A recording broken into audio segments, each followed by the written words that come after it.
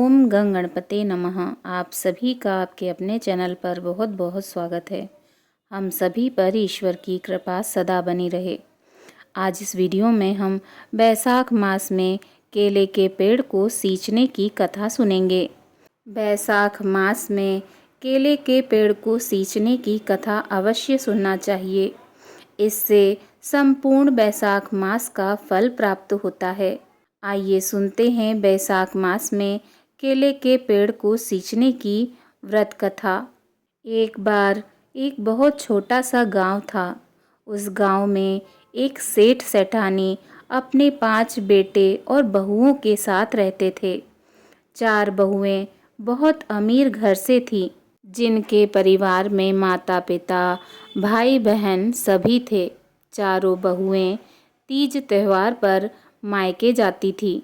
वहाँ से उपहार में बहुत सारा सामान लाती थी।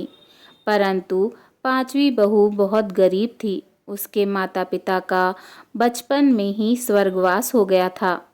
उसका भाई बहन कोई नहीं था। उसके दूर के रिश्ते के मामा ने ही उसे पाल पोस कर बड़ा किया था और उसका विवाह किया था। उसका कोई रिश्तेदार भी नहीं था जो उसे तीज त्यौहार पर मायके बुलाता। उसने कभी मायके के सुख का अनुभव भी नहीं किया।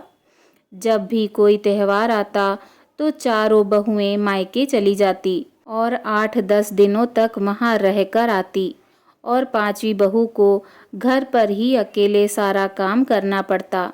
सास ससुर घर का बाहर का गाय भैंसों का सभी का काम उसे अकेले ही करना पड़ता।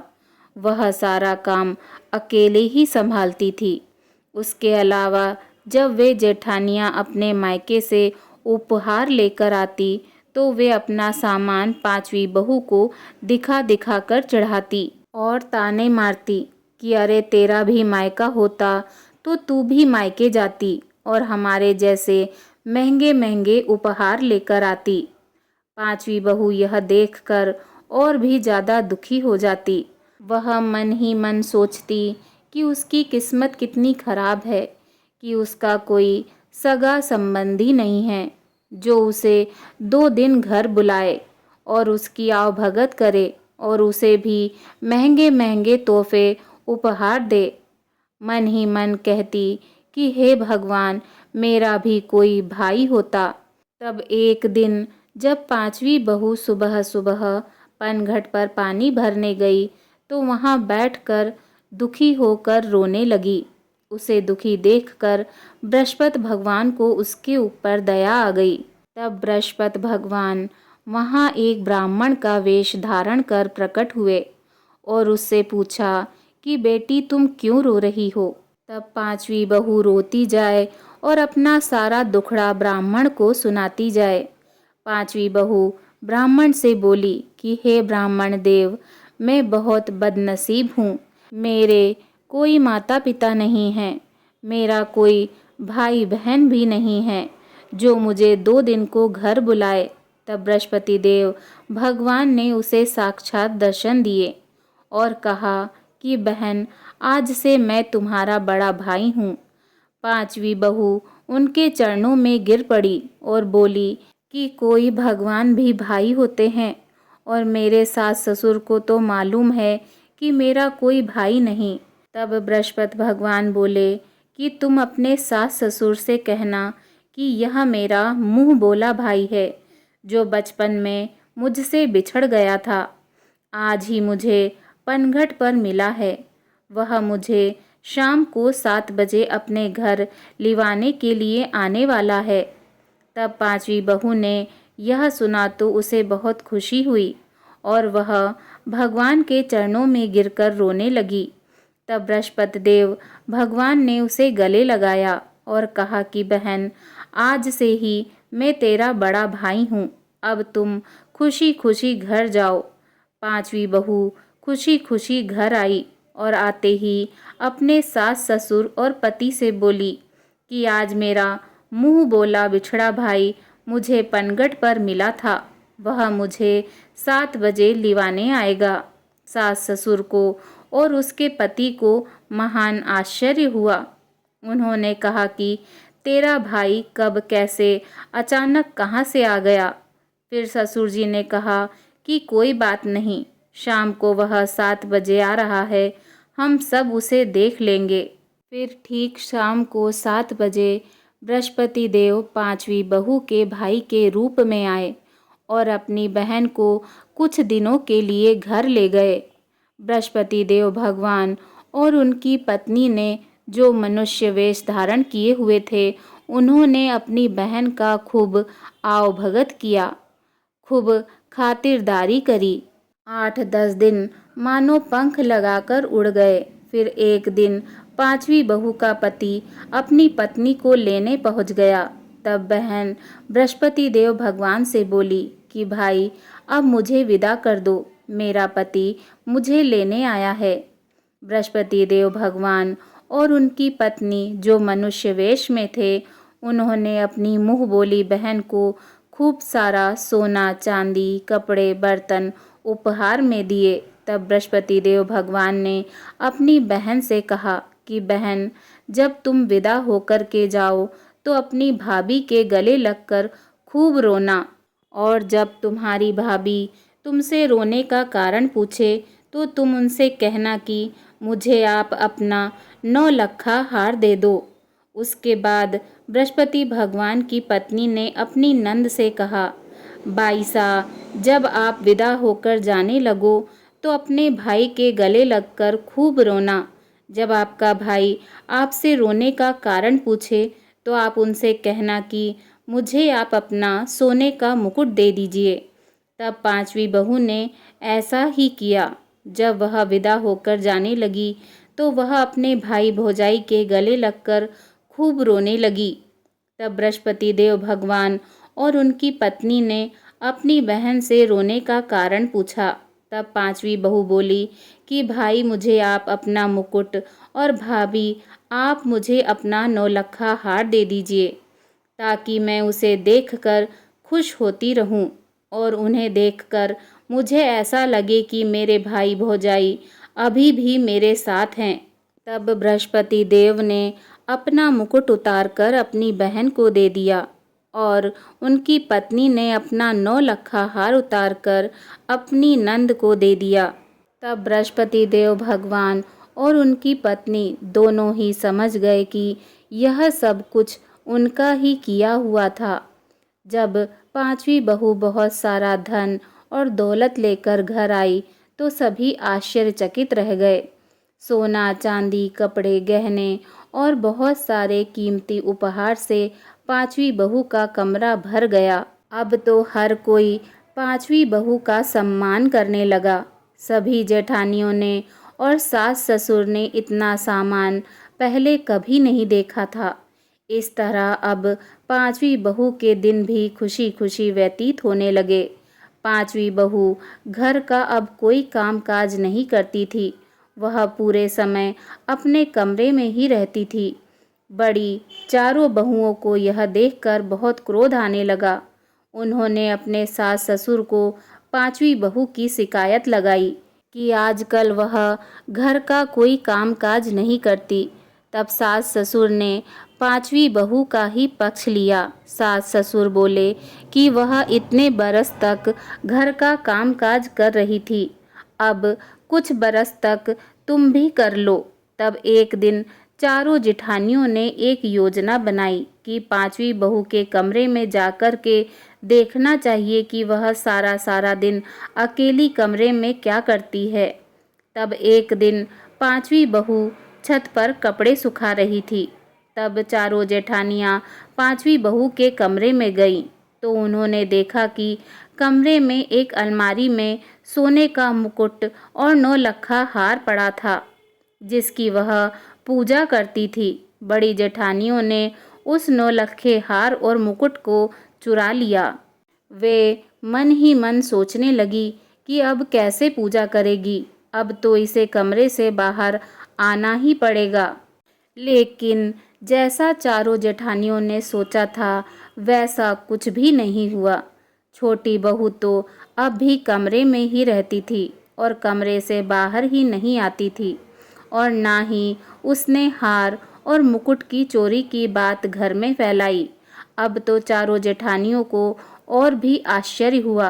तब एक दिन चारों जेठानियां छोटी बहू के कमरे में गईं और उन्होंने देखा कि कमरे की हर खूंटी पर 9 लखा हार लटक रहा था और बहुत सारे सोने के मुकुट रखे थे। चारों जेठानियों ने छोटी बहू से इसका कारण पूछा। तब छोटी बहू ने कहा कि मेरे ऊपर तो बृहस्पति देव भगवान की कृपा हुई है। मेरे तो कोई भाई और कोई भौजाई नहीं। मेरे तो बृहस्पति देव भगवान और उनकी पत्नी ही मेरे भाई और भौजाई हैं। यह सब उन्हीं की कृपा से है। बृहस्पति देव भगवान जैसे आप 5वीं बहू के ऊपर प्रसन्न हुए, वैसे सबके ऊपर प्रसन्न होना। आपकी कहानी कहने वाले, सुनने वाले और हुकारा भरने वाले सबके ऊपर कृपा करना। सबका घर धन धान्य से भर देना। बोलिए बृहस्पति देव महाराज की जय। आइए सुनते हैं बृहस्पति देव की दूसरी कहानी। एक बार एक बुढ़िया माई थी। उसके 4 बेटे और 4 बहुएं थी। वह हर बृहस्पतिवार को व्रत रखती थी। वह व्रत पूरे नियम से रखती थी। पीला खाती थी, पीला पहनती थी और किसी को भी बाल काटने नहीं देती थी, ना ही नाखून काटने देती थी और ना ही कपड़े व घर आंगन धोने देती थी। पुरुषों को दाढ़ी मूछ बनवाने नहीं देती थी। घर में सभी से व्रत करवाती थी। भजन कीर्तन में पूरा दिन बिताती थी। उसके घर में किसी चीज़ की कोई कमी नहीं थी। एक दिन उस बुढ़िया का भतीजा उसे लेने आया। भतीजा बोला, बुआ आपको माँ और पिताजी ने याद किया है। बहुत दिन हो गए हैं, आप घर चलो। बुढ़िया जाना नहीं चाहती थी तो उसके बेटा बहू बोले, माँ चली जाओ, आपको सब याद कर रहे हैं। तब बुढ़िया ने अपने बहुओं को घर का सारा काम काज समझाया। गुरुवार के दिन किन चीज़ों का परहेज करना है और यह भी बताया कि बृहस्पति भगवान की पूजा रोज किस तरह से करनी है। सारी बहुएं बोली, माताजी आप बेफिक्र होकर जाइए, हम सब संभाल लेंगे। तो बुढ़िया माई अपने भतीजे के साथ पीहर आ गई। इधर बुढ़िया पीहर में आई तो सभी लोग बहुत खुश थे। जब बृहस्पतिवार का दिन आया तो बुढ़िया माई ने अपने भाई भतीजे और भाभी से गुरुवार का व्रत करवाया। जिस तरीके से और विधि से वह खुद पूजा करती थी, ठीक उसी प्रकार उनसे भी पूजा पाठ करवाई। दूसरी तरफ बुढ़िया के जाते ही बहुओं ने खूब मन मर्जी की और चारों बहुएं बुढ़िया की बुराई करने लगी। अरे बुढ़िया तो सारा दिन बृहस्पति भगवान करती रहती है। अब हम सब वह सब काम करेंगे जो बुढ़िया मना करती है। जैसे ही गुरुवार आया, सब ने सिर धोकर नहाया, घर आंगन धोया, बाल कटवाए और चारों बहुओं ने अपने अपने पतियों को नाई की दुकान पर भेजकर बाल कटवाने और दाढ़ी मूछ बनवाने को कहा। उनके पति बोले कि माँ तो आज के दिन यह सब नहीं करने देती। तो चारों बहुएं बोली कि अरे आप अब भी अपनी माँ की बात मानोगे क्या, और जोर जोर से हंसने लगी और मजाक उड़ाने लगी। उधर दूसरी तरफ बुढ़िया के पीहर में 7 गुरुवार होते होते ठाट बाट हो गए। अन्न और धन के भंडार भर गए। भतीजों की नौकरियां लग गई। सब बहुत खुश थे। भाभी अपनी नंद की खूब सेवा करती थी, क्योंकि बुढ़िया माई के आने के बाद उनके घर में खुशियों की बहार आ गई थी। दूसरी तरफ बुढ़िया के घर में 7 गुरुवार होते ही सब कुछ खत्म हो गया। चारों बेटों की नौकरियां जाती रहीं, अन्न खत्म हो गया, धन जो था वह चोर चुरा कर ले गए। चारों बहुएं अपनी पति से बोली कि तुम्हारी माँ सारा धन लेकर चली गई। तब चारों के पति बोले, मेरी माँ भाग्यशाली थी, उसके भाग्य का हम खा रहे थे। मेरी माँ सिर्फ 2 जोड़ी कपड़ों में गई है। तुम्हारी गलतियों की वजह से आज हम इस हालत में पहुँच गए हैं। तब तीनों बड़े भाइयों ने छोटे भाई से कहा, भाई तुम ननिहाल जाओ और माँ को लेकर आ जाओ। तब छोटा भाई ननिहाल गया और अपनी माँ को सारी बात बताई। ननिहाल में जब छोटे बेटे ने देखा कि उनका घर अन्न और धन के भंडार से भरा है, तो उनके सभी मामा बोले, यह सब कुछ तुम्हारी माँ यानी हमारी बहन की वजह से हुआ है। तुम्हारी माँ ने हम सबसे गुरुवार का व्रत करवाया, पूजा पाठ करवाई, यह सब उसी का चमत्कार है। फिर बुढ़िया अपने भाइयों और भाभी से बोली कि अब मुझे अपने घर वापस जाना होगा, लेकिन भाई भाभी बुढ़िया को भेजना नहीं चाहते थे। सबने खूब सारा धन दौलत देकर बुढ़िया को विदा किया। जैसे ही बुढ़िया घर आई तो उसने अपने घर की दुर्दशा देखी, तो वह समझ गई कि यह सब क्यों हुआ होगा और कैसे हुआ होगा। आते ही उसने गुरुवार का व्रत सबसे करवाया, पूजा करवाई और बृहस्पति देव भगवान से क्षमा मांगी। सभी बहुओं ने भी अपनी सास के पैरों में गिरकर क्षमा याचना की, माफ़ी मांगने लगी। सास का दिल बहुत अच्छा और बहुत बड़ा था।